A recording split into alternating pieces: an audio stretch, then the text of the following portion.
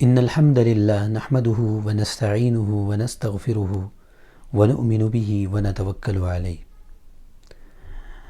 محترم دوستو، بزرگوں، بھائیوں، السلام علیکم ورحمۃ اللہ وبرکاتہ۔ میں ہوں سید مدثر شیرازی اور آپ دیکھ رہے ہیں قرآنک ٹیچر چینل۔ آج ایک اہم موضوع پر آپ حضرات کے سامنے گفتگو کرنی ہے۔ چند ساتھیوں نے مسائل پوچھے تھے، تو انشاءاللہ العزیز ان مسائل کو آپ کے سامنے رفتہ رفتہ مختصر انداز میں بیان کیا جائے گا۔ آج جو اہم مسئلہ پوچھا گیا اس کے بارے میں انشاءاللہ گفتگو کروں گا۔ چونکہ آپ جانتے ہیں بقرہ عید قریب ہے اور قربانی کے مسائل اکثر لوگ پوچھتے ہیں، تو ان مسائل میں سے ایک مسئلہ یاک کی قربانی آیا جائز ہے یا ناجائز ہے۔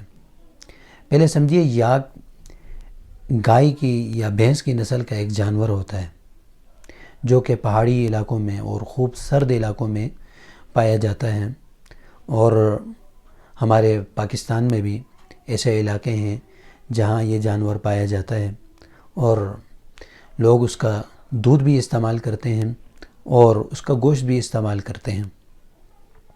جیسے گلگت وغیرہ، چترال وغیرہ، ان کے مضافاتی ایریا جو ہیں ان میں یہ جانور پایا جاتا ہے۔ تو سوال یہ تھا کہ گائے کی قربانی کر سکتے ہیں، بھینس کی قربانی کر سکتے ہیں، بکری کی قربانی کی جا سکتی ہے، اور اسی طرح اونٹنی کی یا اونٹ کی قربانی کی جا سکتی ہے۔ تو یہ جو مشہور جانور ہیں جن کا احادیث مبارکہ میں بھی آتا ہے، ان کی قربانی کی جا سکتی ہے۔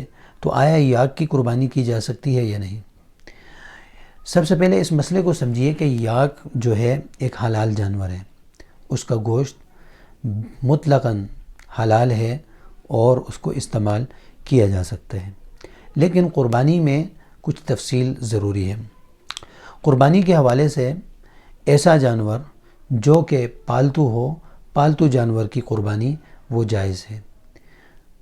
وحشی اور جنگلی جانور اگرچہ حلال ہو، اس کی قربانی ناجائز ہے۔ یاک بھی دو قسم پر مشتمل ہوتا ہے۔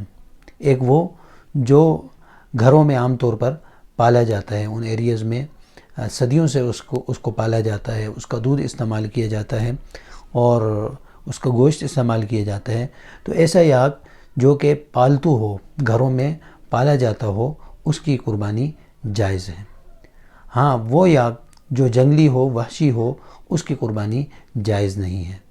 تو اصل مسئلہ بھی یہی ہے کہ جو یاک جنگلی ہو اور وحشی ہو، اس کی قربانی آپ نہیں کر سکتے، لیکن وہ یاک جو گھروں میں پالا جاتا ہے اور صدیوں سے اس کا رواج ہے، تو اس کی قربانی کی جا سکتی ہے۔